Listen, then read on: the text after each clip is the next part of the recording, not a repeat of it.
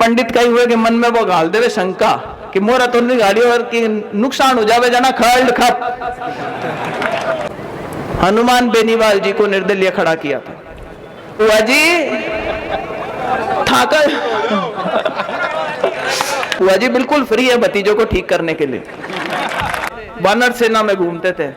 बे कह दियो कि भाई बुआ जी है जकाने दिल्ली पुगाओ फूफा जी के आप पड़े रोटियां का फोड़ा पड़े, हमें भी चुनाव हरा बैठे। मैं आपको बताना चाहती हूं कि जब मेरा टिकट की घोषणा हुई थी उसके आज के लगभग 13-14 दिन हो गए उस बात को। विजयदशमी के दिन हम पहली बार नागौर में प्रवेश जब किया तो भाटी चौराहे पे जहां से नागौर की सीमा शुरू होती है वहां से स्वागत करने के लिए लोग आगे आतुर थे। आगे आए तो कुचामन में भव्य स्वागत हुआ, संघ संचालन चल रहा था, वहां पे हमने उस कार्यक्रम में भी भाग लिया। उसके बाद आगे आए तो बूरसू फाटे पे, फिर खाटू के बाद रोड, गगवाना, चेनार से फिर हम अमरपुरा गए, लक्ष्मीदास जी के दर्शन करे, उसके बाद खरनाल गए, तेजाजी महाराज का आशीर्वाद लिया। फिर हम उसके बाद आगे टांकला के अंदर किशनदास जी महाराज के गए, इनाना में रात को खेड़ाधनी बाबा के दर्शन करे, बंसी वाला लास्ट में जाकर के हमने उस दिन का अपना कार्यक्रम समाप्त करा। और साथियों जो जोश पूरे जिले में देखने को मिला तो मुझे एक बार को तो विश्वास ही नहीं हुआ कि मुझे लोकसभा का चुनाव लड़वा रहे हैं या विधानसभा का। इतना प्रेम, इतना मान सम्मान जो नागौर की जनता ने हमेशा हमारे परिवार को दिया है, जिसकी वजह से एक पहचान बनी मिर्दाओं की। कोई नहीं जानता गांव में बैठे हुए मिर्दा कौन थे अगर आप लोगों ने उनका साथ नहीं दिया होता। और अगर एक नागौर की पहचान बनी पूरी दुनिया में तो वो इसलिए था क्योंकि आप अपने नेताओं के पीछे खड़े रहे और आपके उन नेताओं ने आपके जो मुद्दे थे उनको उठाया, चाहे वो किसानों का मुद्दा हो, जमीन से जुड़ा हुआ कोई भी मुद्दा हो। 4 पुश्तें आप लोगों के बीच में राजनीति करती आई हैं और आज कोई एक काली टीकी नहीं लगा सकता, कोई बेईमाना का कोई दाग नहीं लगा सकता। लोग अब पीछे कौन से पड़े हुए हैं? जो ये नहीं चाहते कि साफ सुथरी अच्छी राजनीति जिले में हो। 2014 में जब मैंने चुनाव लड़ा तो लोगों ने स्कीम लड़ाई कि ऐसा नहीं हो जाए कि ज्योति मिर्दा जीत जाए। आप लोगों का बहुत आशीर्वाद था मुझ पे उस समय। तो हमारे ही मुख्यमंत्री जी जो हमारे खिलाफ थे उन्होंने हनुमान बेनीवाल जी को निर्दलीय खड़ा किया था। वो खुद चुनाव नहीं जीते, उनकी जमानत जब्त हुई, लेकिन वो हमें भी चुनाव हरा बैठे।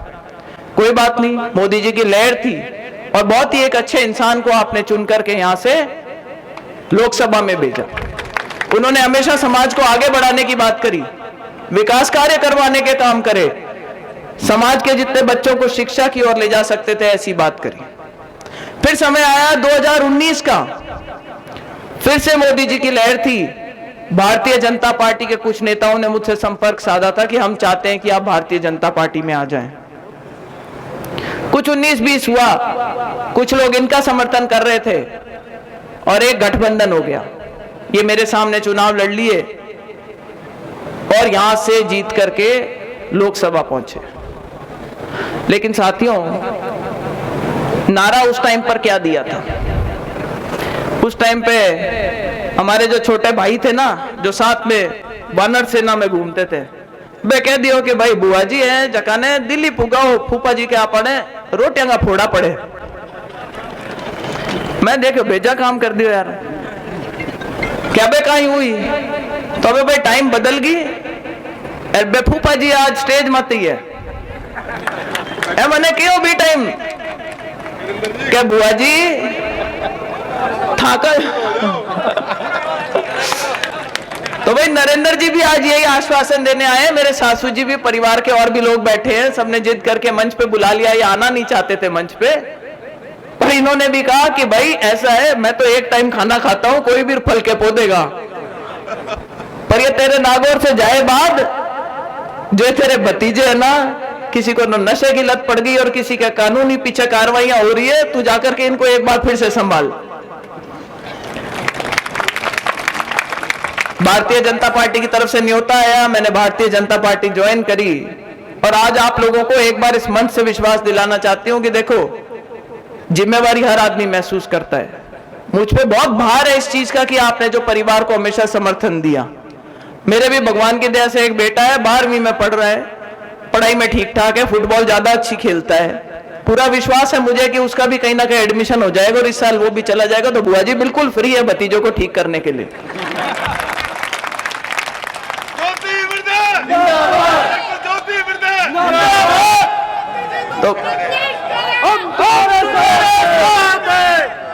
तो भाई परिवार की तरफ से पूरी छूट है, बिल्कुल फ्री है। सामने वालों ने उठा करके एक आरोप लगाया कि साहब 4 जनरेशन इनकी आ गई और यहां पे नेतागिरी कर गए, इनका हेडक्वार्टर पे मकान नहीं है। मैंने कहा 10 शहरों में ले रखा है, एक शहर में और सही।